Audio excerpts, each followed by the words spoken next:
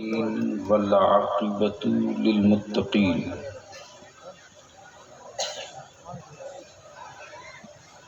वस्सलातु वस्सलामु अला सय्यिदिल मुरसलीन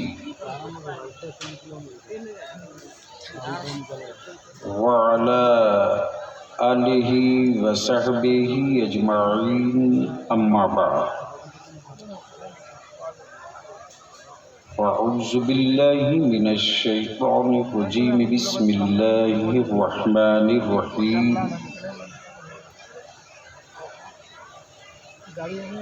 क़ाल नबिय्यु सल्लल्लाहु अलैहि वसल्लम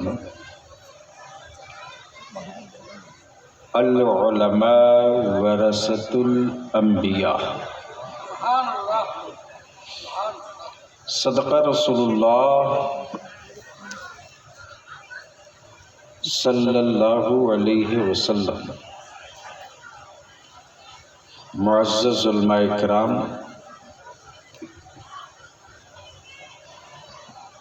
सदर बावकार, दूर नज़दीक करीब व पास से तशरीफ़ लाए बरादरान इस्लाम,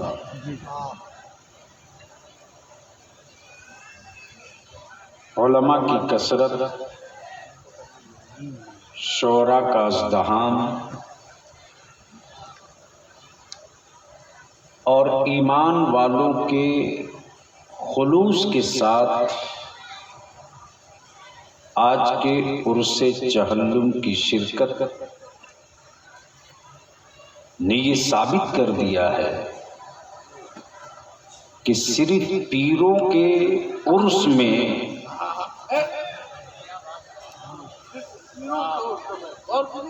सुन लीजिए, सिर्फ पीरों के उर्स में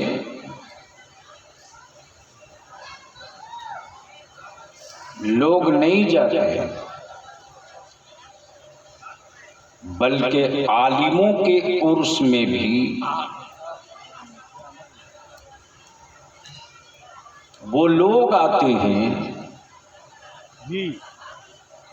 जिन आलिमों ने पीर की अहमियत और ज़रूरत समझाई है।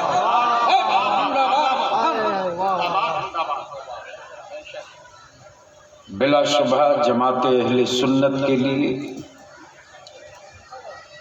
मदारिस अहले सुन्नत के लिए एक बड़ा लंबा नुकसान हुआ है कि हम सबों के दरमियान आपके खगड़ा में पैदा होने वाला वो आलिम जिसने नबी की शरीयत के लिए, मसलके आला हजरत के लिए, अक़ीदे अहले सुन्नत के लिए, गौसे आज़म की मोहब्बत के लिए, गरीब नवाज के इश्क के लिए, ज़रूरत दीन के लिए मदारिस का क़याम भी किया, भीख का दामन भी फैलाया,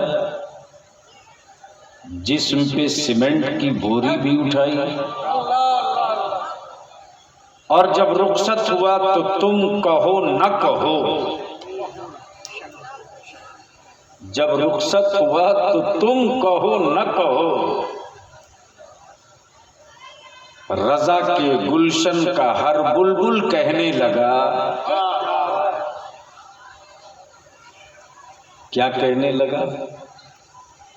कि हम उस शाख के बुलबुल हैं जिस शाख पर सिर्फ और सिर्फ नबी का मद्दाह चहकता है और हर पत्तियां झूम कर रसूले कौनैन की बारगाह में मोहब्बतों का खिराज पेश करती है। आज मैंने हदीसे रसूल सल्लल्लाहु अलैहि वसल्लम का एक हिस्सा तिलावत किया। मुझसे पहले आपने मकबूले बारगाहे आला हजरत, यानी यूं कह लें कि शायरे मसलके आला हजरत हजरत अलहाज हबीबुल्लाह फैजी से आपने आला हजरत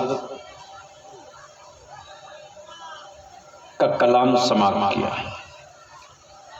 जमात अहले सुन्नत का निहायत ही मुनफरिद लहजे का खतीब फाजिल गिरामी हजरत अल्लामा मौलाना शहाबुद्दीन सकाफी की गुफ्तगू आपने सुन ली। जनाबे शायर इस्लाम मुजाहिद रज़ा से आपने आला हजरत की 4 ज़बान वाली नात समाअत की और खुसूसियत और खूबी यही है मेरे रज़ा के कलाम की कि जो आज भारत के मुसलमान जिन हालात से गुजर रहे हैं इसकी तशरीह और मतन और तफसीर आला हजरत ने बरसों पहले लिख दिया था, जिसका आखिरी पैरा और आखिरी हिस्सा ये था कि मझधार में हूं बिगड़ी है हवा। अगर बलियाबी से कुछ सुनना है तो बोलना पड़ेगा, आगे से लेकर पीछे तक मोहब्बत से बोलना पड़ेगा। बलियाबी से सुनने के लिए कुछ बोलना पड़ेगा। सारा मजमा हाथ उठा के मोहब्बत से या रसूल अल्लाह, किसी का हाथ नीचे न रहे, लहरा के बोलो या रसूल अल्लाह, बोलो बोलो बोलो, बस लहराते रहो, बोलते रहो, लहराते रहो, बोलते रहो, या रसूल अल्लाह, या रसूल अल्लाह, या रसूल अल्लाह, या रसूल अल्लाह, या रसूल अल्लाह, या रसूल अल्लाह। हमें तो सैयदना अबू बकर सिद्दीक ने, सैयदना फारूक आज़म ने, सैयदना उस्मान गनी ने, सैयदना मौला अली ने, सैयदना इमाम हुसैन ने, सैयदना गौसे आज़म ने, सैयदना गरीब नवाज ने, सैयदना मखदूम अशरफ जहांगीर ने, सैयदना गौसे बंगाला ने, सैयदना मखदूम बिहार ने, सैयदना इमाम अहमद रजा ने हमें तो यही बताया और सिखाया और मेरी घुट्टी में पिलाया है कि हम दुनिया में मझधार में फंसेंगे तो हुक्मरानों से खैरात नहीं मांगेंगे, मदीने के ताजदार से खैरात मांगेंगे, और कब्र की मुश्किलों में अगर हम डूबेंगे तो मदीने की सरकार से मांगेंगे।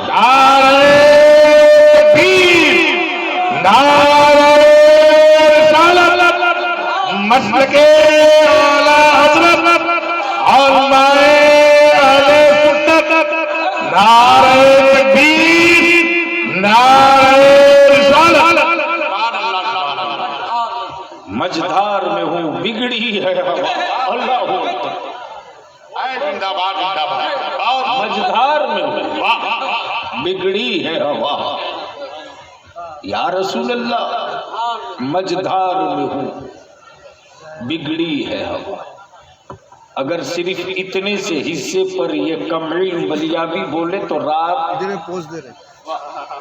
रात सिमट जाएगी, लेकिन थोड़ी सी गुफ्तगू आज की जरूरत के मुताबिक नौजवानों से करना चाहता हूँ। अगर आप सुनने के लिए तैयार हो तो बाबा से बुलंद दरूद पाक पढ़िए। अल्लाहुम्मा सल्ली अला सय्यदिना मौलाना मुहम्मद बारिक वसल्लिम सल्लु अलैहि सलातुम व सलामुन अलैका या रसूल अल्लाह सल्लल्लाहु अलैहि वसल्लम। आज हम लोग जिस आलिम के चहल्लू में इकट्ठा हुए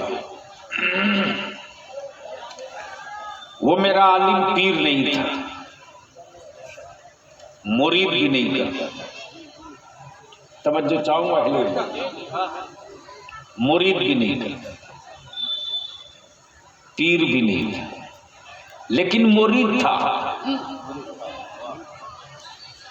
मुरीद था। कौन? आलिम। अब सवाल ये उठता है कि आज के जमाने में आलिम की जरूरत क्या है? मौलाना कमरुद्दीन आगे नदीम बाबू आगे आओ।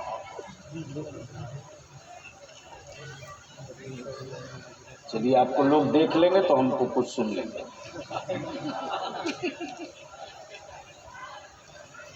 तवज्जो चाहूं, मैं क्या कह रहा था? आलिम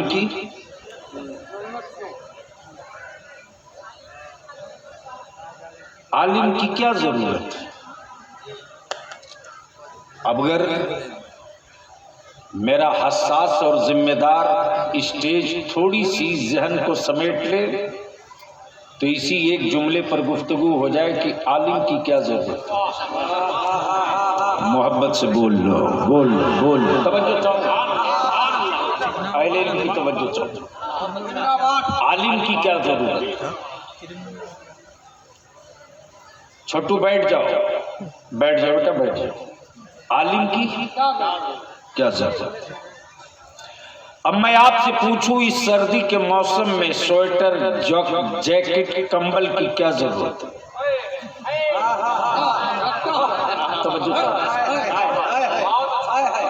गर्मी के दिनों में एसी, कूलर, पंखे की क्या जरूरत है? मंजिल तक पहुंचने के लिए स्कॉर्पियो, बोलेरो, ट्रेन, जहाज की क्या जरूरत है? आप जवाब देंगे, सर्द मौसम में गर्म कपड़ा मेरे जिस्म की जरूरत है, गर्म मौसम में एसी और ठंडी हवा मेरे जिस्म की जरूरत है, रास्ता तय करके मंजिल तक पहुंचने के लिए सवारी की जरूरत है। अब मैं सोचते रहा, कुरान आया कयामत तक के लिए, कुरान आया, किसी को शुबहा? अरे बोलो ना, कोई शक? कुरान आया कयामत तक के लिए, नबी आए कयामत तक के लिए, शरीयत मिली कयामत तक के लिए, दीन मिला कयामत तक के लिए, तरीक़तो मारिफत मिली कयामत तक के लिए। फिर आलिमों की क्या जरूरत? तवज्जो करो। फिर आलिमों की क्या जरूरत? तो कागज के सीने पर लिखी हुई कुरान की आयतें पुकार पड़ी। अगर आलिम नहीं होगा तो कुरान समझाएगा कौन? और फकीह नहीं होगा तो मसला बताएगा कौन? और काजी नहीं होगा तो फैसला सुनाएगा कौन? तवज्जो चाहो, अहले इल्म की तवज्जो चाहो, अहले इल्म की तवज्जो चाहो। ये लोग बोलेंगे तो आप बोलना।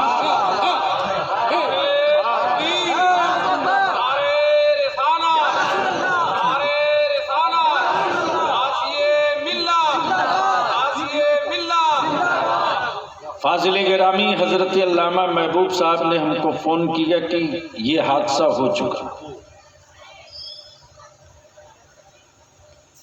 थोड़ी देर के लिए यकीन नहीं हो रहा था, लेकिन मैं भी कहीं था बाहर, वरना मैं भी कांधा देने के लिए जरूर आता। इसलिए कि उस आलिम को मैंने उस दौर में देखा है जिस जमाने में किसी आलिम के पास मोटरसाइकिल तक नहीं थी, जिस जमाने में स्कॉर्पियो और बोलेरो तो कोई सोच नहीं सका, जिस जमाने में आलिम अगर किसी जलसे में जाए तो या तो बस से जाए या ट्रेन से जाए या लटक के जाए, वैसे माहौल में जहां मेरी कौम के लोगों के पास आमदनी के जराए भी बहुत मुख्तसर हैं,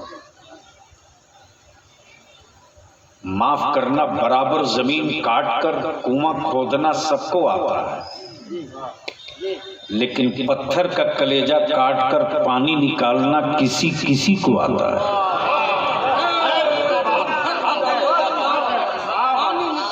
पत्थर का कलेजा काट कर पानी निकालना किसी किसी को आता है, और ये उसी को आता है जिसने बुजुर्गों की जूतियां सीधी की है। दुनिया देखती है कि इसके फटे कपड़े हैं, क्या बिगाड़ लेगा। दुनिया देखती है ये पैदल चल रहा है, क्या बिगाड़ लेगा। दुनिया कहती है कि इसके पास तो कोई साधन भी नहीं, क्या बिगाड़ लेगा। दुनिया कहती है कि इसके पास तो सिर्फ भीख की झोली है, खजाने की कुंजी नहीं, ये क्या बिगाड़ लेगा। तो गुंबदे खजरा से सदा आती है, इसके रसूल की नेमत सलामत है, तो ये बिगाड़ने की बात कर रहे हो। ये तूफानों का रुख भी मोड़ सकता है और हुकूमत का तख्ता भी पलट सकता है, इसलिए कि हाथ इसका होता है अता मदीने के ताजदार की हुआ करती।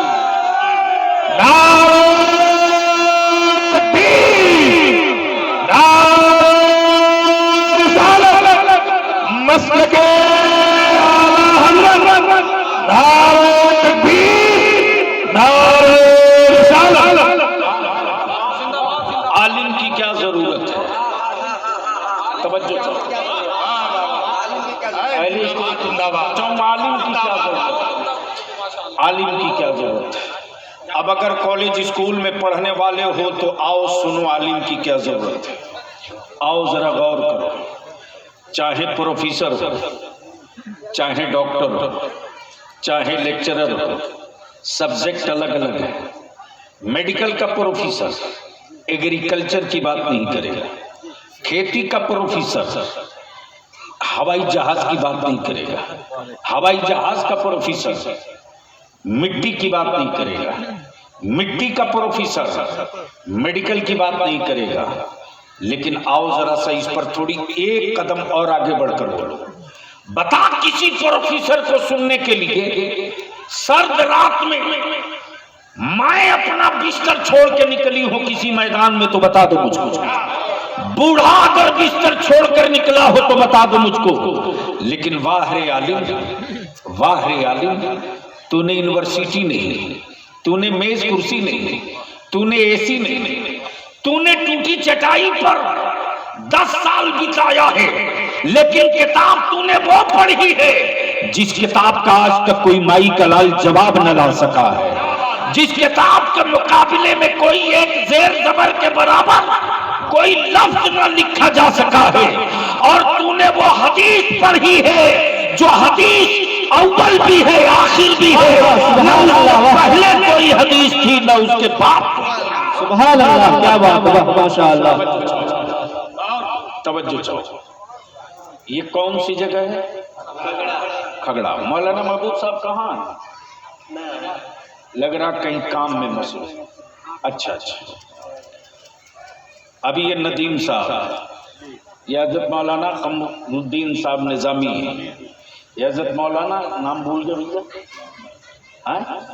सनाउल्लाह साहब। अब मैं आपसे पूछूं, आप लोग भी, हर आदमी अपने बाप की प्रॉपर्टी में हिस्से का मालिक और हकदार है ना? अरे जोर से बोलो ना। यानी अब तक कोई ऐसा ना मिला कि दूसरे के बाप की प्रॉपर्टी का वारिस बने,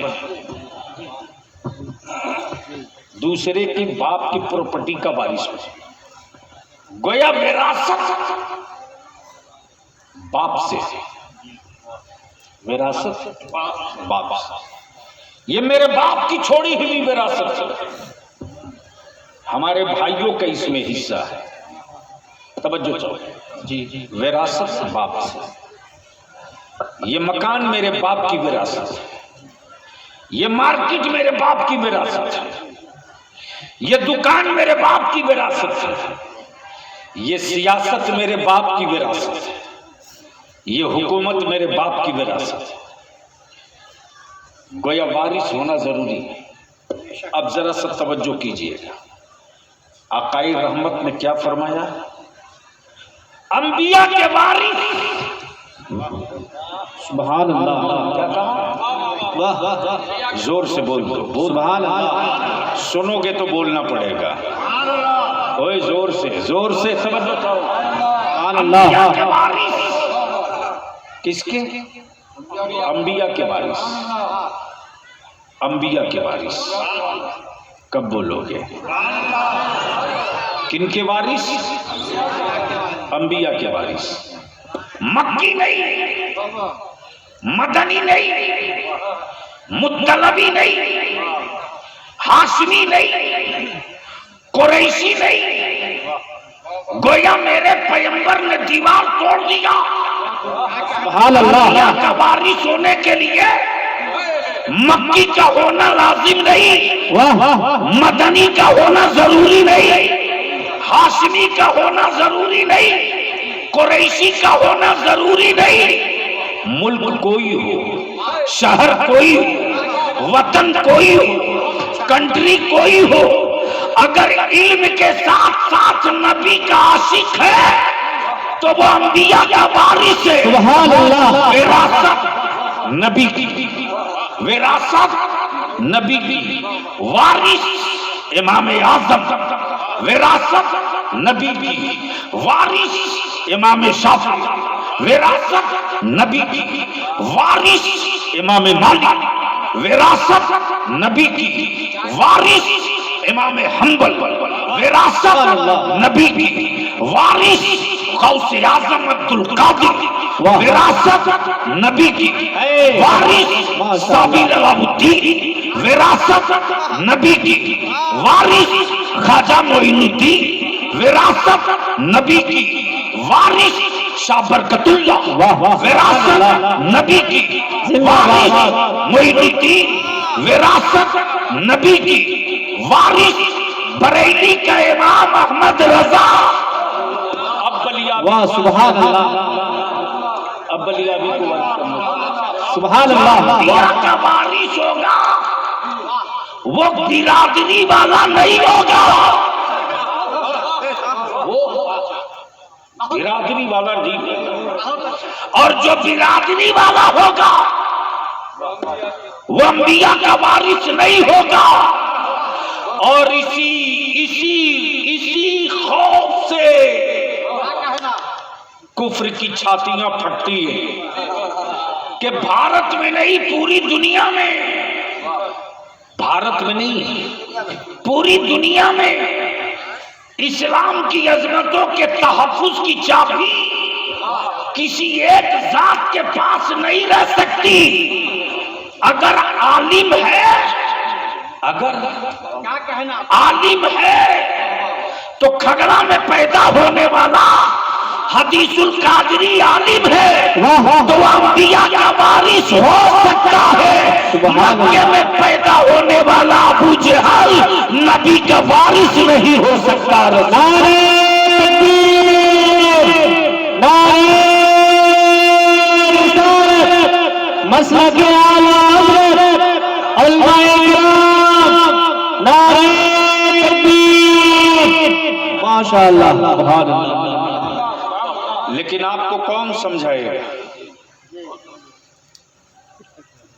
आपको कौन समझाएगा?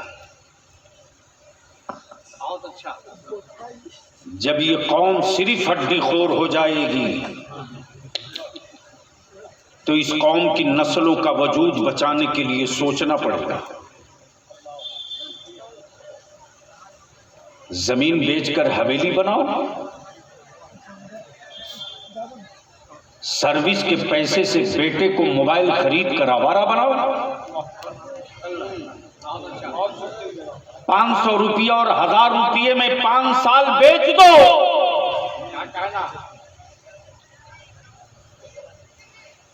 माफ करना, भारत में जो सबसे कीमती चीज है भारतीय डेमोक्रेसी में, वो वोट है।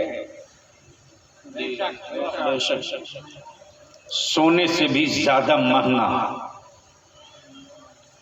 लेकिन दुनिया की सारी कौमों ने वोट का पावर समझ लिया, मुसलमान अब तक सिर्फ हड्डियों में उलझा है।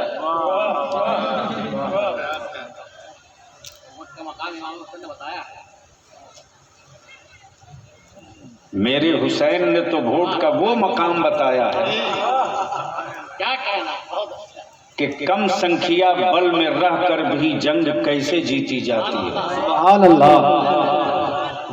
ये भी समझा दिया। हमारे उलमा चीखते रहे, कितने दुनिया से गुजर गए, हम भी मरेंगे। मस्जिदों के मिंबर से, जलसों की स्टेज से, मिलाद शरीफ की महफिलों से, निजी नशिस्तगाह में हमारे उलमा ने आपकी औलादों को आवारा नहीं, नेक और सालेह बनाया। लेकिन आपने उसके बदले इनाम क्या दिया? आलिम अगर पैदल चले तो आप बहुत खुश होते हो। तवज्जो चाहो। आलिम के अगर कपड़े खुश फटे हो तो आप खुश होते हो। आलिम अगर छप्पर में रहे तो आपको बड़ी सुकून की नींद आती। मैं कहता हूं अपने ज़मीर से कभी पूछ, अपने दिल से पूछ तो अपने वजूद से, तेरा वजूद अगर जिंदा है तो चीख पड़ेगा। दुनिया में लोग जो नापते हैं इंची टेप से, तो कौमों की तस्वीर, कम्युनिटी का वकार उसके मजहबी रहनुमाओं को देखकर नापते। इसलिए बलियाबी का कुर्ता फटा हो तो फटा हो, लेकिन जूता अच्छा पहनता हूं। वाह वाह वाह वाह, सुभान अल्लाह। जूता अच्छा पहनता हूं ताकि मखमल में रहने वालों तुम देख लो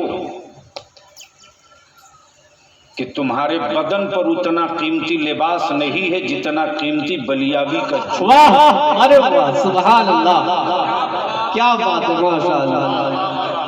तवज्जो चाहो। आखिर आप ये सोच कब बदलोगे? चल तुझको पीराने पीर की बारगाह में ले चलता हूं, कब बोलोगे? सुभान अल्लाह, सुभान अल्लाह। कोई माइक और भी कहीं है क्या? अच्छा, बंद कर दे, बोल लो जोर से। हारे हुए फौज की तरह मत बोलो।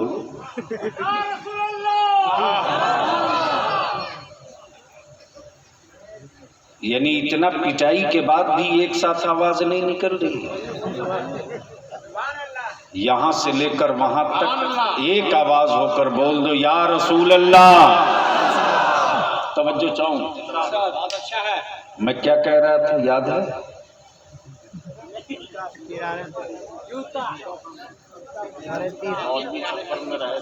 आज तुझको दिखाता हूं पीराने पीर गौसे आज़म। अब तक की तारीख में किसी बादशाह का लिबास उतना कीमती नहीं हुआ। उस जमाने में भी बादशाहों की औकात वैसी नहीं थी कि वो लिबास पहन सके जो मेरे पीराने पीर पहना करते थे। और कुफ्र का रहनुमा देखकर वहीं खुदकशी करने लगता था कि जब इस्लाम के अमीर के लिबास का ये आलम है तो इस लिबास में रहने वाले अमीर का मर्तबा कितना ऊंचा होगा। लेकिन अब तो लिबासों का भी जोग्राफिया बदल चुका है। माफ कीजिए, कड़वा सच है। कभी कभी तो मुझको खुद ही कहना पड़ता, हजरत जब आप ये पहन कर आए हो तो आपके घर में क्या पहनेंगे।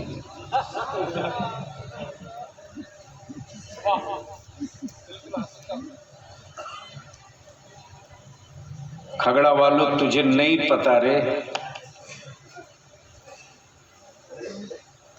कि मिट्टी के सीने से निकलने वाले पत्थरों के बीच में खगड़ा में कौन सा पैदा हुआ था।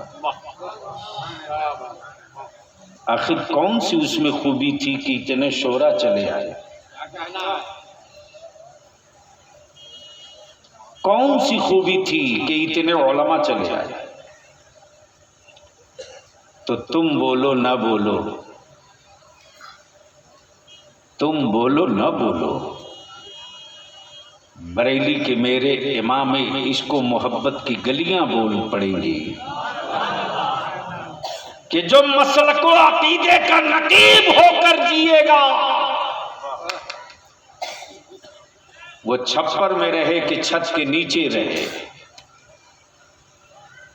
उसकी धूम तो मचेगी ही मचेगी।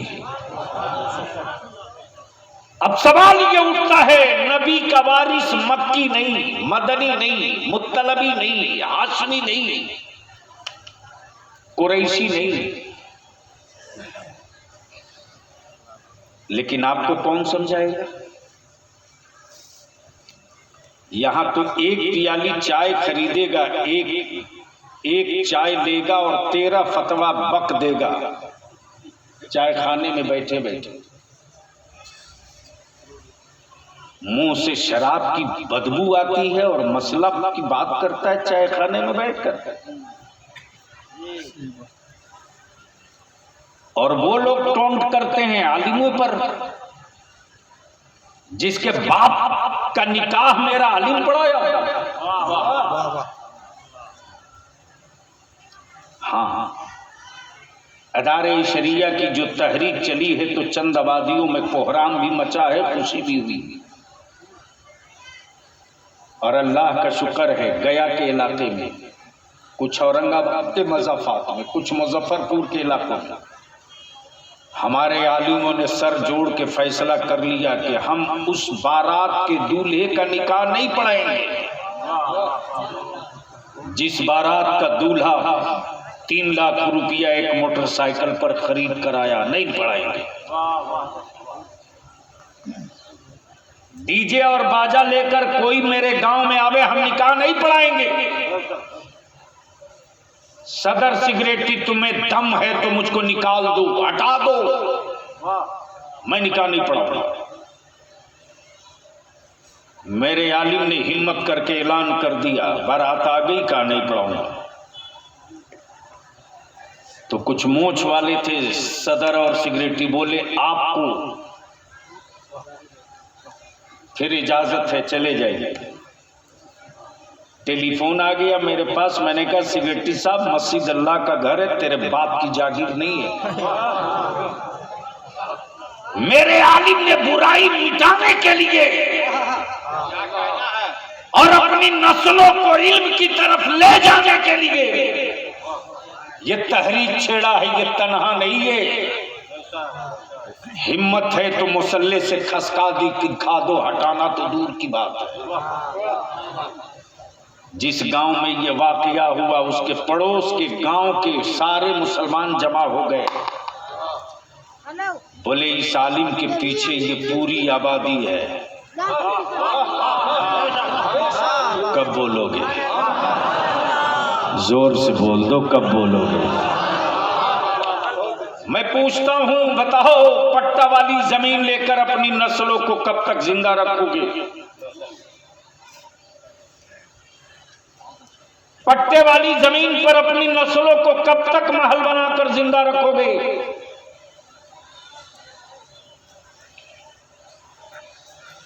आज जिसे देखो वही आंख दिखा रहा है एनआरसी का, फारसी का। पुराना खतियान पलट दो तो सब फारसी में मिलेगा।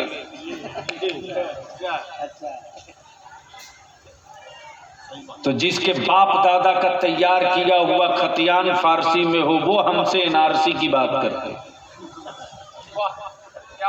और कुछ जाहिल ऐसे भी हैं जो एनआरसी का फुल फॉर्म नहीं जानते, वो भी बलियाबी को व्हाट्सएप पे गाली लिखते हैं। मैं उन हराम खोरों के एक एक चेहरे को पहचानता हूं। अरे मजबूर तो तूने किया रे, तूने।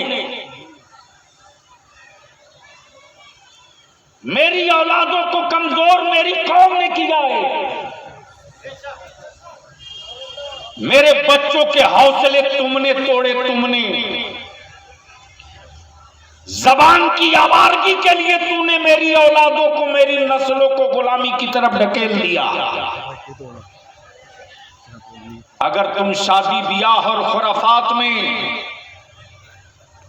दौलतें बर्बाद करने के बजाय उसी पैसे का इस्तेमाल करके अपनी औलादों को पढ़ा देते तो किसी के बाप की औलाद नहीं है कि हमसे हिंदुस्तानी होने का सबूत मांगे।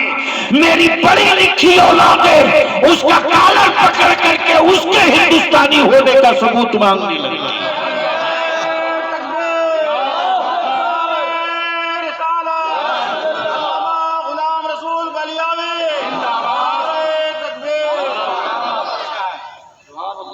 जब समाज चले तो मेरा आलिम खड़ा हो, जब मजहब पर हमला हो तो आलिम खड़ा हो, जब भारत की आजादी हार रहे हो लोग तो जिताने के लिए मेरा आलिम खड़ा हो। और आज वही आलिम अगर सियासत में कदम रख दे तो खड़ा होकर पेशाब करने वालों की छातियां फटती हैं कि बलियाबी सियासत में कैसे आ गया। न दाढ़ी छोटी हुई, न सर की टोपी उतरी, न मसलक से समझौता किया, न गुंडों से समझौता किया। आखिर ये क्यों? तो याद रखना, बलियाबी को किसी आयरे गैरे ने नहीं पाला है, बल्कि बलियाबी को उस असीले कादरी ने पाला है जिसने तूफानों को दावत देकर टकराने की आदत डाल दिया है। बताया है तूफानों उठना तेरा काम है और उसे रोक कर सुला देना अरशदुल कादरी का काम है।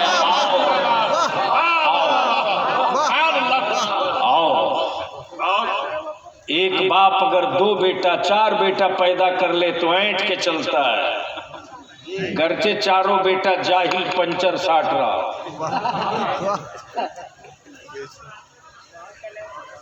यही औकात है ना, साट रहा पंचर, अब्बा सीना तान के चल रहा, 4 बेटा है। वाह वाह वाह। सोच, तेरे बेटे को तेरे गांव के अलावा दूसरा नहीं पहचानता, लेकिन हदीसुल कादरी वो बाप था जिस आलिम ने इतनी रूहानी औलादें पैदा कर दी है कि हिंदुस्तान के अक्सर शहरों में या तो नबी की नात पढ़कर पहचान बना लिया है या कुरान सुनाकर पहचान बना लिया। इसलिए मैं आपसे इल्तिजा करूंगा, यहाँ कितने घर की आबादी है? कितना? 400 प्लस।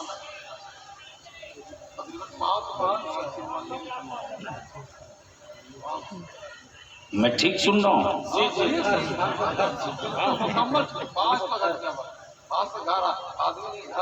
जोर से बोलो, कितने 100 घर की आबादी है? 3 मस्जिदें, 500 घर। अल्लाह, 3 मस्जिदें, 500 घर।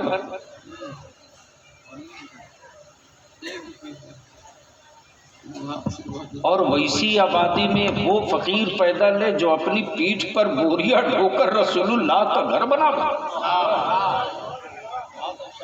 खगड़ा वालों, ईद मनाते हो ये सोच करके कि नबी की सुन्नत है, दी हुई नेमत है रब की, रोजा और फितरे का के एवज में अल्लाह ने ये नेमत अता की। हम खगड़ा वालों से सिर्फ एक चीज मांगेंगे, पैसा नहीं, दौलत नहीं। साल में मौलाना हदीसुल कादरी का पूरा गांव मिलकर इस धूम के साथ उर्स करे कि इलाके में एक पैगाम चला जाए कि हम सिर्फ पीरों के मजार पर चादर नहीं चढ़ाते, बल्कि जो बुजुर्गों के मजारों की चौखट की हिफाजत करे उस आलिम का भी उर्स करते हैं, उसकी भी हम जश्न मनाते हैं।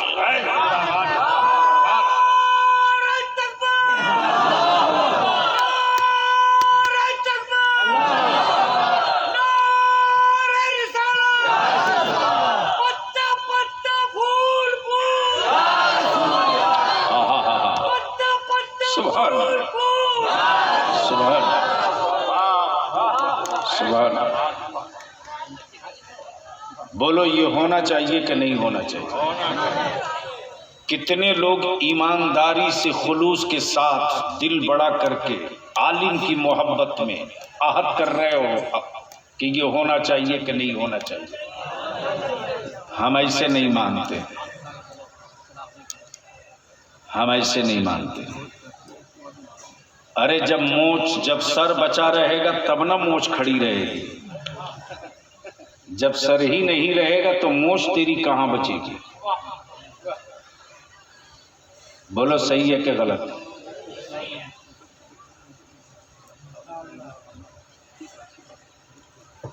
ईमान से बोलो ना, जब सर बचा रहेगा तब ना मोछ रहेगी। तो कोई ऑफिसर तो तुमने पैदा किया नहीं, बीडीओ, सीओ, डीसी, एसपी तो तुम पैदा किए नहीं कि तेरे गांव में कोई आएगा। लेकिन एक ऐसा आलिम पैदा किए जिसके हजारों शागिर्द हैं, तो उस आलिम की धूम इस शान से मनाओ। आप लोग उधर मत देखो, अरे कुछ नहीं, वो पापड़ के चक्कर में होगा। इमाम बहन लोग जलसा थोड़ी सुनने आती, वो तो रिश्तेदारों से मुलाकात करने आते। क्या नदीम बाबू? अच्छा, ये भी गजब की जंतु है। तबीजन बुआ को जहां देखी तड़तड़ा के रोने लगी, आज जैसे ही खदीजा खाला दिखी तुरंत हंसने भी लगी। न इनको रोते थे न इनको हंसते थे। और आप भी क्या मस्त आदमी की उसी ट्रिप में फंस जाता, कहां चक्कर में। अरे आज के जमाने में कोई बहुत लंबी उम्र पा रहा है तो 60 साल, 40 लगते लगते दो चीज तो हर हाल में बगैर दावत के आ जाती, एक शुगर दूसरा हार्ट। बोलो सही है कि गलत? फिर भी छाती तान के चल रहे है, कुछ नहीं तिजोरी में, लेकिन सीना फुला के चलते। अरे चलो इस ढंग से कि तेरा दुश्मन भी देखे तो ये कहे कि जब गुलाम की चाल इतनी मस्तानी है तो मुस्तफा की चाल कितनी निराली है। तब ईमान से बोलो, सच्चे दिल से बोलो, बगैर किसी लाठी लठव्वल, बगैर किसी मोछ ऐठव्वल के। अरे सुन यार, तू हमको डिस्टर्ब क्यों कर रहा मोबाइल के चक्कर में? भैया बंद कर। नहीं, बड़े साहब को रास्ता दो, उम्र का लिहाज नहीं है। जी बिल्कुल बिल्कुल। अरे उधर टेफन पे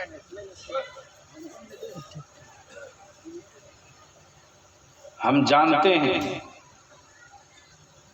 कि 500 गैर एक साथ रह लेते हैं, लेकिन 5 मुसलमान अगर एक होकर रह ले तो समझ लीजिए कोई किसी बहुत बड़े बुजुर्ग की दुआ है इस गाँव में। है बेशक बेशक, अच्छी बात, बिल्कुल बेशक, बहुत अच्छा, बहुत बड़ी बात। हक फरमा रहे हैं, हक फरमा। बोलो ये बात सही है कि गलत है? हक फरमा रहे हैं। मैं पटना रहता जरूर हूँ, लेकिन झारखंड का कोई जंगल तेरे बलियावी की जूते की नोक से बचा नहीं है। क्या बात है, क्या बात है। इस वक्त मेरे सामने वही सारे लोग दिख रहे हैं जब पैदा नहीं हुए थे उन दिनों, जिन दिनों मैं अलग राज के आंदोलन में था। सही बात है। और ये ऑटोनोमस काउंसिल ऐसे ही नहीं मिल गई थी, बलियावी मैदान में कूदा तब मिली। और रंका से पद यात्रा करके मैं दुमका मैदान में आया। उन हरामखोरों को क्या पता कि अलग राज बनाने में मुसलमानों ने क्या कुर्बानी दी, लेकिन मजबूर तुमने किया, कमजोर तुमने किया मुसलमान। ए चाय वाला, आपको भी प्रधानमंत्री बनना है? कमाल। एक की चाय ने तो यहां तक पहुंचा दिया। बेशक बेशक बेशक।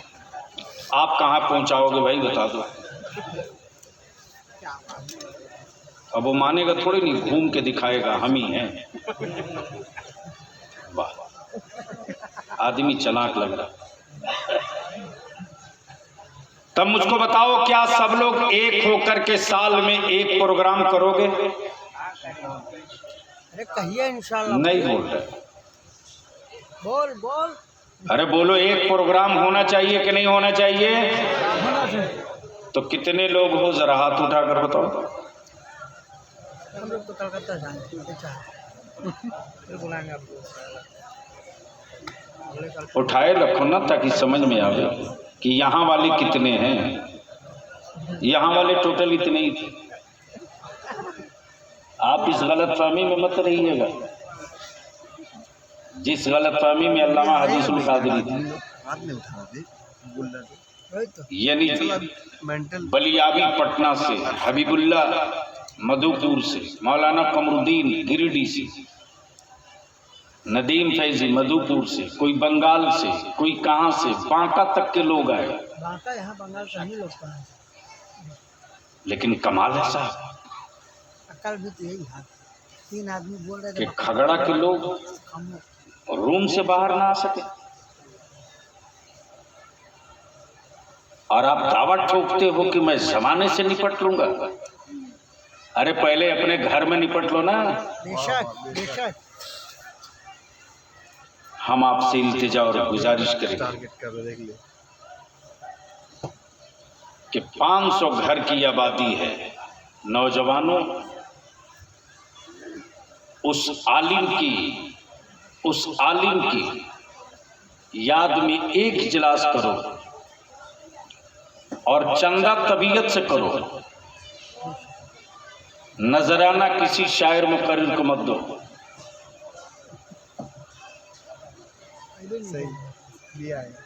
मुझे ये उम्मीद नहीं, यकीन है कि जब आप खुलूस के साथ एक कदम आगे बढ़ोगे तो अहले सुन्नत का आलिम और शायर 10 कदम तुझको आगे बढ़ाने के लिए बढ़ेगा। और एक फंड मजबूत करो, और फंड मजबूत करके ऐलान कर दो कि खगड़ा गांव में कोई भी बच्चा हाई स्कूल में मैट्रिक में फर्स्ट डिवीजन पास करेगा और आगे उसका बाप पढ़ाने के लायक नहीं होगा, तो उस बच्चे की पूरी पढ़ाई का खर्च हमारी कमेटी उठाएगी, उसको पढ़ाएगी, आगे बढ़ाएगी। ये माहौल अगर बना दो तो 5 साल के अंदर अंदर खगड़ा की तस्वीर बदल जाएगी। वरना बोझ बेचते रहो वोट, मांगते रहो भीख, बनाते रहो औलादों को जाहिल, मांगते रहो खैरात, गजब। अच्छा, बेचते रहो बेटा, सिसकियां सुनते रहो बेटियों की। बेशक। अगर इस 4 चीज पर कंट्रोल कर लोगे तो सिर्फ 5 साल लगेगा, सिर्फ 5 साल। मालूम है बिहार में क्या क्या हमने कर लिया। कल तक उसी बिहार के किसी थाना में हमारा बच्चा नहीं मिलता था, कौमी इत्तेहाद मोर्चा के अब भी झारखंड के हमारे नायब सदर जनाब रफीक बाबू पालोजोड़ी शेखपुरा जो बिहार में डिस्ट्रिक्ट है, एक मामला था। उन्होंने बताया कि एक इंस्पेक्टर मुसलमान थाने में मिला, उसने मेरी बड़ी मदद की। मैंने उसको फोन करके शुक्रिया बोला। जैसे ही उसको पता चला बलियावी साहब का फोन है तो खुशी से वो उछल रहा था। कल तक बलियावी कमजोर था, हमारे पास अफसर नहीं थे, बीडीओ नहीं, सीओ नहीं, डीएसपी नहीं, एसपी नहीं, डीसी नहीं, लेकिन पूरी ताकत लगाई गई। हुकूमत ने मदद की, हुकूमत के पैसे से कोचिंग का इंतजाम हुआ। इन साल 108 मुसलमान के बेटे और बेटियां 108 बीपीएससी कंप्लीट की। अब जिस थाने और जिस ब्लॉक में फोन करता हूं, बच्चे हमारे कहते हैं हजरत इस वक्त मैं इसी ब्लॉक में हूं, आप हुक्म फरमाएं, मैं काम करूंगा। जब तक आदमी नहीं पैदा करोगे भीख मांगोगे। बेशक बेशक। जब तक अफराद नहीं पैदा करोगे कटोरा तेरे हाथ में होगा। और जिस दिन अपने बेटों के हाथ में पावर का कलम दे दोगे, उस दिन तेरे हाथों में कटोरा नहीं होगा, तुझे गुलाम बनाने वाले लोगों के हाथ में कटोरा हो जाएगा। हक है, हक है। फैसला आपको करना है कि आने वाली नस्लों को शान के साथ जीना देखना चाहते हो या सिस्कियों के साथ घुट घुट कर मरते हुए देखना चाहते हो। अगर शान के साथ जीना देखना चाहते हो तो बंद करो मुतालबे जहेज को, दफन करो बैंड बाजा और ऑर्केस्ट्रा को, दफन कर दो बेटों को मोबाइल देकर आवारा बनाने को।